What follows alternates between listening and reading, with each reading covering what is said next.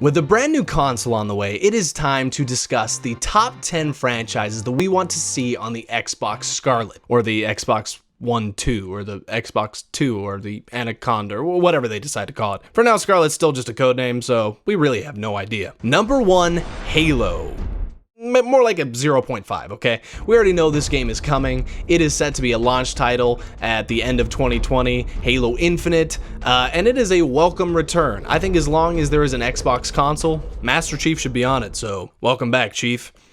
Is there really anything else I need to say about this game? It's Halo. True number 1, Gears of War.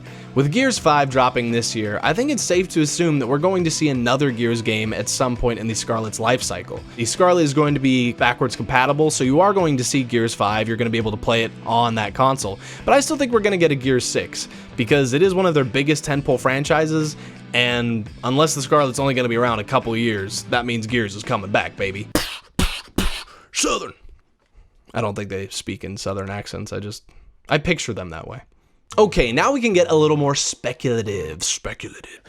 Did you hear that? Fable at number 2. Because where there is smoke, there is fire. And there has been a lot of smoke surrounding this game. Supposedly, Playground Games that develops the Forza series is set to be working on Fable 4 instead of Lionhead Studios. We were expecting to hear something about this at E3, but alas, that never came. So, question kind of begs, is it still happening? I think it is. For one thing, once the word is uttered into the universe about a game and once people start talking about it, it happens. It is eventually going to happen, and I think it's going to happen on the Scarlett, and I think it kind of needs to at this point, simply because a lot of people want this game, so whether or not it really is planned doesn't matter anymore. It's going to come. Fable is one of my favorite series. I really hope they do it justice, and I don't think this game is coming soon enough.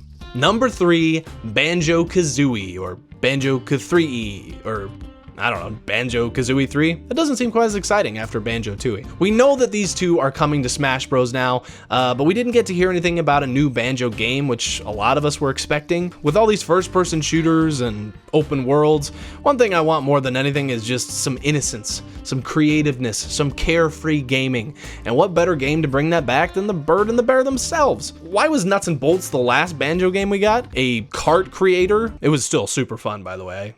It was really fun. Fine, give us a Nuts and Bolts too. Just bring them back, please. Number 4, back to first-person shooters. Call of Duty. Okay, I know Call of Duty is not an Xbox exclusive, but the first game I ever played it on was Xbox, and we're talking about the roster that we want to see on this new console that brings returning fans, brings new fans. Either way, Call of Duty's gonna do it, so of course it's gonna be on the console. We know this year we're gonna get another Modern Warfare, next year we're supposedly gonna get Black Ops 5, so that means 2021 we're gonna get one of those in-between games, one of the games that's not Modern Warfare and not Black Ops. I personally love the in-betweeny games because it's the only place where we really get to have some surprises. They give us something different. They get a lot of room to experiment. And I'm just gonna utter this out into the world. Activision, if you're listening, I want a game set in the American Revolutionary War. Few games besides Assassin's Creed have actually tackled this era, but it's so rich with storylines and characters, historical figures. I think this game would be absolutely fantastic. It's something we haven't seen in the Call of Duty franchise. Also, I'm gonna give you guys a couple names for free. I've already thought long and hard about this. Call of Duty Colonial Warfare. And now my personal favorite, the first Call of Duty. Get it? Because it's the first, like the American War is the first war for America. You can let me know in the comment section down below if those are absolutely terrible, or if you can think of some better ones, because you probably can. Easily. Now, it's great to bring back big franchises, but one thing that you have to do as a company is you also have to start creating new ones. And what better game to start a new franchise off of than Sunset Overdrive? If there's any Xbox exclusive game that deserves a sequel, it's this zany open world shooter. It's got an exceptionally fun and colorful art style, fantastic villains and weapons, basically a straight up skater punk third-person shooter. And I, for one, would love to see them turn the insane meter up to 10 and give us a next-gen sequel that cements a new franchise for consoles to come. Okay, so we got first-person shooters, we got swords and magic, we got hopping, jumping, platforming, bears and birds, musical notes. What am I missing? Ah, yes, a racer. Every good console needs a racer, and this console's got a lot to pull from. Forza Horizon, for example, or Forza Motorsport. Give us a Motorsport 8 or Horizon 5. Those games are absolutely gorgeous. They always have cutting-edge visuals, which, you know, what more could you want when you're trying to showcase what a brand new console can do? Forza is the perfect title for it. Although, that said, I kind of like my racers to be a little crazier, a little less hard. So personally, I wouldn't even mind a Project Gotham Racing 5. I like the arcade style of racing presented in games like Gotham, so I think that would also be a really cool franchise to bring over. Forza's the game we need. Gotham's just the game I want. Now for a couple more games that are cross-platform, because third party gives us some of the best games of all time, and one of those games is Skyrim. Yes, Elder Scrolls.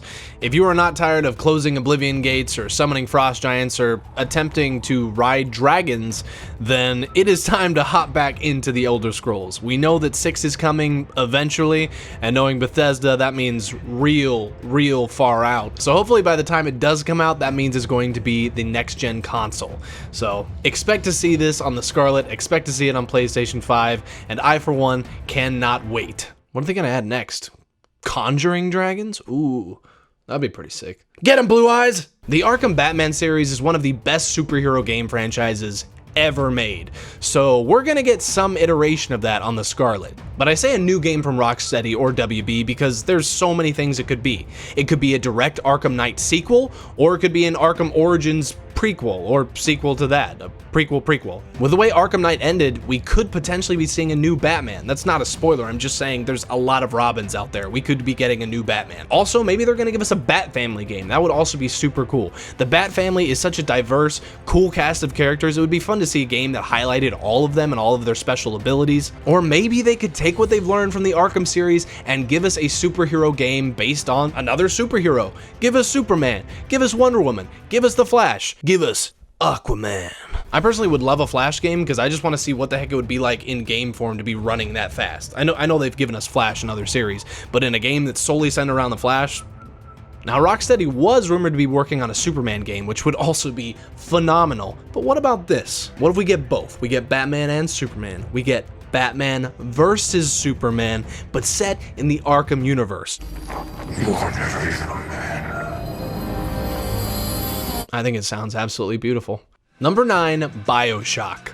I'm not necessarily saying this is a franchise that Xbox needs, but man, the world needs it. We need a 4th one or a true 3. Either way, after Infinite, a lot of people want to return to Rapture, and I am on board with that. I'm also kind of a lightweight when it comes to scares, so not gonna lie, the Big Daddy and the Little Sisters, kind of frightened me. I liked it better when I got to be the Big Daddy in the second one, because then I was the one inflicting terror. Run, children. Number 10, Viva Pinata. Yeah, not really. not really.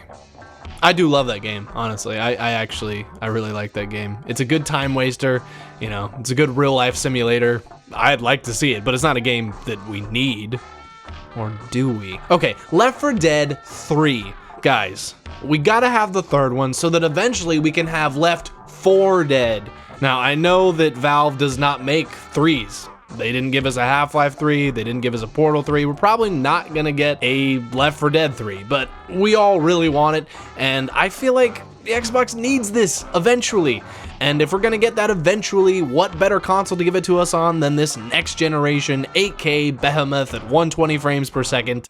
8K? Come on, guys, like, that's not real, right? That's not really, I can't afford an 8K TV. Give us Left 4 Dead. Give us Left 4 Dead 3. Guys, again, this has not necessarily been a list of all of my favorite games or all of our favorite games, but I do think these are the 10 franchises that are a must on the new console. We've got to see them at some point. Left 4 Dead's the most speculative, but the others, come on. I think they're coming, and I think we need them. I think we deserve them. We're probably going to do a list soon about the PlayStation titles that we think would be great for next gen as well. We're not just Xbox. Guys, thank you so much for watching Team XP. Again, I am Trip, and remember to like and subscribe. Tune in next time for Explode Gaming.